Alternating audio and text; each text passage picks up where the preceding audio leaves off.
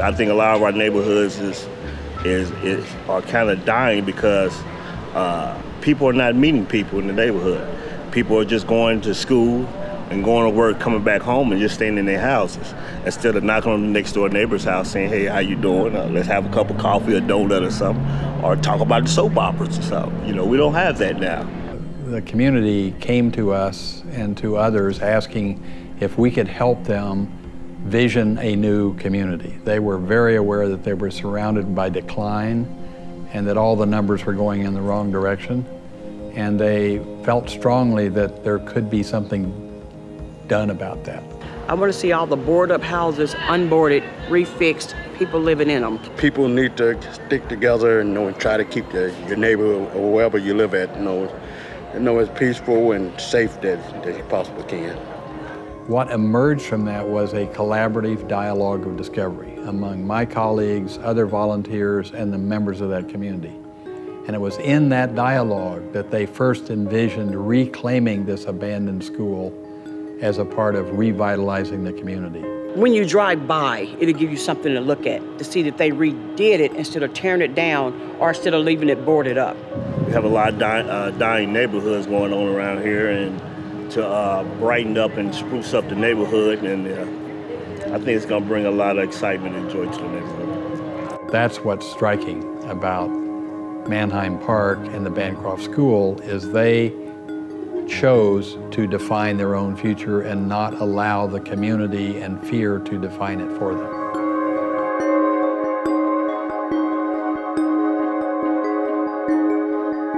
The Bancroft School Apartments is a development in the Green Impact Zone of Kansas City, which is an area that was blighted and is receiving a lot of attention right now, in which we as a city are investing a lot of money and time and effort into the infrastructure and improvement of a neighborhood that really needs some help. The school itself was last used in January of 1999 and is in the process right now of being repurposed as 29 apartments in the school with 21 new construction apartments on the same site. So 50 affordable apartments with a community center connected to it, neighborhood association, offices, police substation, computer labs, gymnasium that'll be used by Truman Medical Center as a medical clinic open to the neighborhood, and many more features like that. So when a school goes dark, it kind of sucks the life out of a community. By not only reopening the school, but providing services that they now so desperately need, I think will have a lasting effect in both that neighborhood, Mannheim Park, and our larger community. There is a way to spend money that induces dependency, and especially for low-income folks. But there's also a way to spend money that creates empowerment. This project has uplifted humanity by not inducing dependency, but creating empowerment, and that's powerful. The real challenge that comes with doing a renovation like this really come with the fact that there's a lot of asbestos and a lot of lead in the materials, and so remediating all of that contamination of the existing building materials is a big challenge for this project. We're being very careful also not to erase too much of that history, to be very mindful of the fact that the coat closets are there for a reason, and that there are details and coat hooks and little rods that control the transoms above the doors that are part of the character of this place, that are part of what makes this a place and makes this a unique place. I had the good fortune to meet Brad Pitt in New Orleans following Katrina.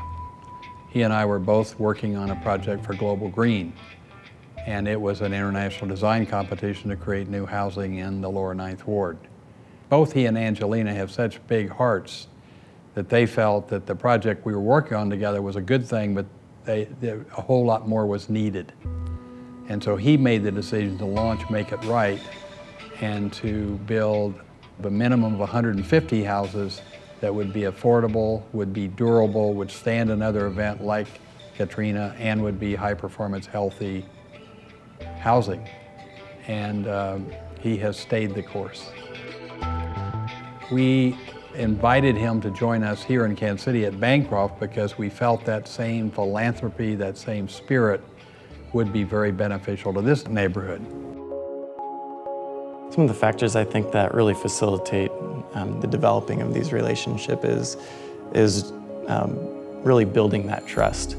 With every community meeting that we had, there was barbecue involved. Mm-hmm. That's a Kansas City staple.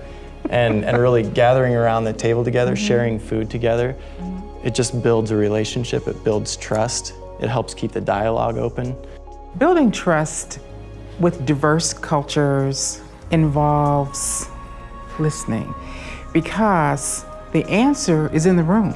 I believe that process helped this community understand that we can't have everything we want down here, but we're going to get the best mm-hmm. for the community here. And so if our architects tell us structurally we can't do this, or from a design perspective this can't be done, then we're going to trust that. One thing that I've learned is that community engagement and working with people from the community is always a messy process. Absolutely. But it's a really good process, and no one knows as much as everyone. Mm-hmm. And really, when everybody's ideas are taken into account and distilled into something that's meaningful, the outcome is always better. We've had the great good fortune to work in a lot of communities in extreme situations. At this point, 12 communities in post-disaster environments. So we've seen a lot. And I have found, and Bancroft and Manheim Park, the neighborhood around it, really benefit from this unique collaboration among all of the stakeholders in that community and all the consultants and city officials who have come together to find a common solution. In the end, it is all about the quality of those relationships. Had they not been there, had they not been encouraged by their partners, we would have a different outcome. And I think it shows us a way to deal with urban communities anywhere in America. I love this work, and I love working on a project like this one where there are so many other people at the table who care so deeply about making that love built into the walls of the place around them, to make that compassion for humanity just a part of the background of where people are going to live. It restores our faith in human nature, I think, to see this kind of a collaboration. And certainly it gives us, and it gives the people that have stayed in this community reason to be hopeful about the future. I'd like to see the housing in place. I'd like to see the whole area in every direction around this building revitalized, which I think can spur so much more development. It takes just a spark, and from that, many other sparks will come along.